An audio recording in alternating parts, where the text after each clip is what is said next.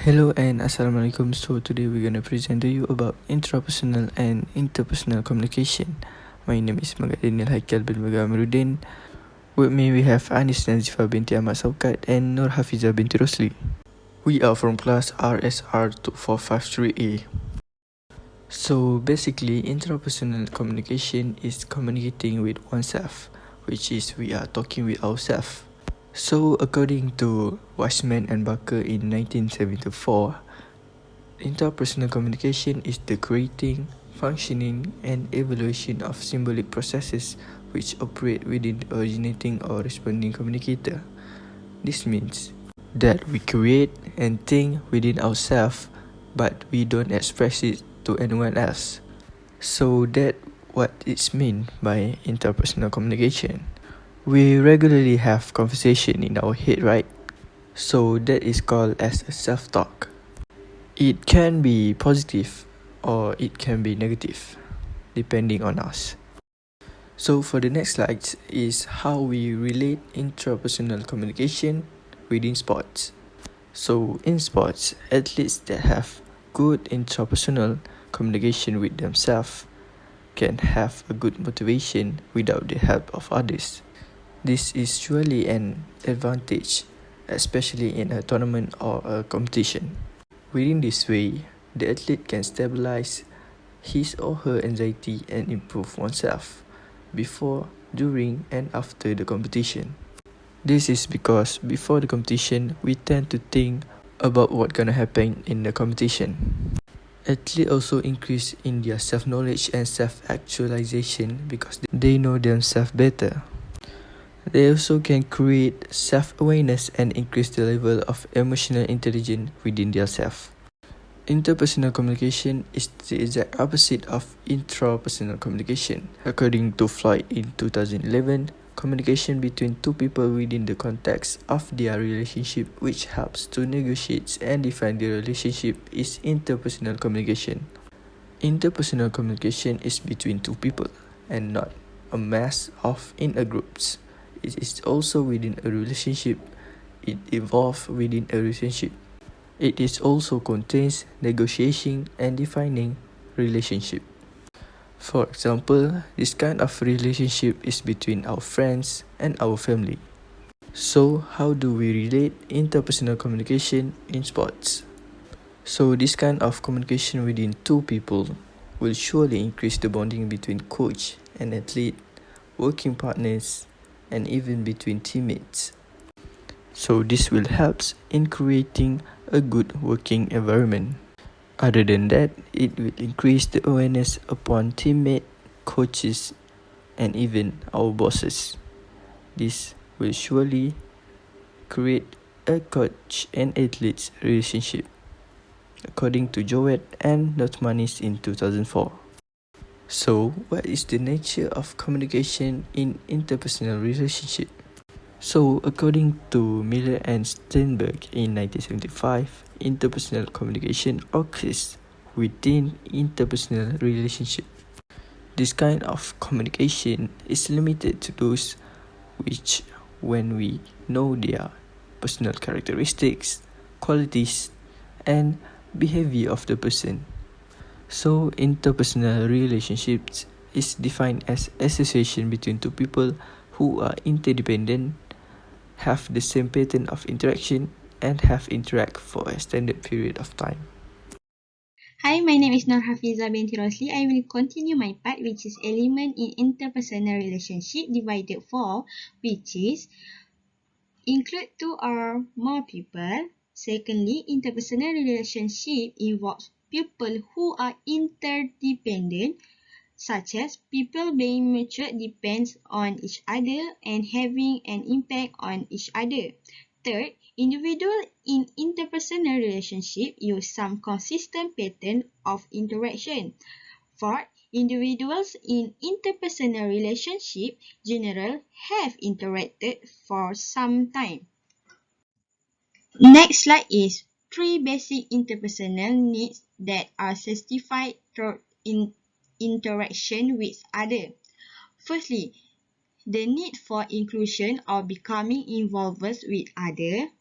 Second, the need for affection or holding fond or tender feeling toward another person. Last, the need for control or the ability to influence other, our environment and ourselves. Okay, there are three stages of interpersonal relationship, which is relational development, relational maintenance, and last, relational deterioration. Okay. Okay, relational development divided five, which is initiating, experimenting, intensifying, integrating, and bonding. Okay, what is relational development? In Connect model, relational development is the process by which relationship grow in interpersonal communication. I will explain one by one. Firstly is initiating. The short beginning period of an interaction involves first impression, the sizing up of the other person, and interpreting to find commonality. Secondly is experimenting, getting more information about each other, quick scouting, and to start getting serious. Third, intensifying involves active participation, information exchange become more personal and more intimate. Fourth, integrating. Start mirroring each other behavior in manner, dress, or language. Merge social cycle, designate common purpose and share interests and value, such as know more each other than does anyone else. Last, bonding. The people in the relationship commit to each other. Okay, next is relational maintenance. What is relational maintenance? Relational maintenance is the process of keeping relationships stable between two people. Firstly is relationship can stabilize at any level of intimacy. Secondly, stabilized relationship may have internal movement. Third, dialectic exists in interpersonal relationship. Fourth, dialectic refer to the tension that exists between two conflicting or interacting force, element or idea. Five, contradicting the exists in relationship means that each person might have two opposing desires for maintaining the relationship. Last but not least is relational deterioration, which is the process by which relationship disintegrate or coming apart. Divided five. Firstly is differentiating, circumscribing, stagnating, avoiding, and terminating. I will explain one by one, which is first, differentiating. When the two partners start emphasizing their individual difference instead of their similarities. Secondly, circumscribing is decreasing interaction, shorter time together, less deep to sharing. Third is stagnating, a lack of activity together, interaction are minimal, functional, and only for convenience. Fourth, avoiding. Avoiding is reluct- reluctance to interact, active avoids, and even hostility, such as argue, fighting, disagree, and fight mark their interaction. 5. Terminating. When two people are no longer seen by other or themselves as pair, divorce, annulment, and this solution will happen. Life, no longer live together, form friends who have nothing to do each other, and roommate who take separate and distant quarters. That's all for me. Thank you.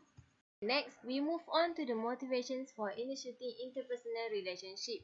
This is the basic strategies by which people seek information about another person.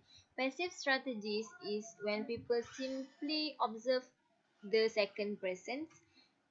Interactive strategies is the first person communicates directly with the another person. Active strategies which involve the first person making a request to someone to set up a situation where the second person can be observed or you can talk with him or her. For issues of uncertainty around relationship in sport, number one is behavioral norms for the relationship, such as coaches, athletes, fans, and sponsors. Second is mutuality of feelings between personnel, organizations, and others. Third one is current definition of the relationship. And the fourth is future of relationship, which the attraction in the relationship or future trend in a relationship. Okay, next is motivations for terminating relationships. Number one is co-cultural differences, mean people display different levels of nonverbal involvement and intimacy with their romantic partners. Second is conversational difficulties. Third is dependence power, which control over a relationship held by a person who is committed to the relationship but perceive the partner to be less committed and who has a number of viable relationship alternatives. The fourth one is satisfying relationships, means the people with the long-term relationship. And the last one is individual characteristic, which jealousy of the partner or suspicion about potential rivals for the partner's affections. In conclusion, intrapersonal and interpersonal communication are important in sports to motivate each others, create a stronger relationship, and improve our confidence. So this is important requirement that everyone should strengthen both intrapersonal and interpersonal communication. As has been explained by my friends, intrapersonal and interpersonal forms of communication complement each other.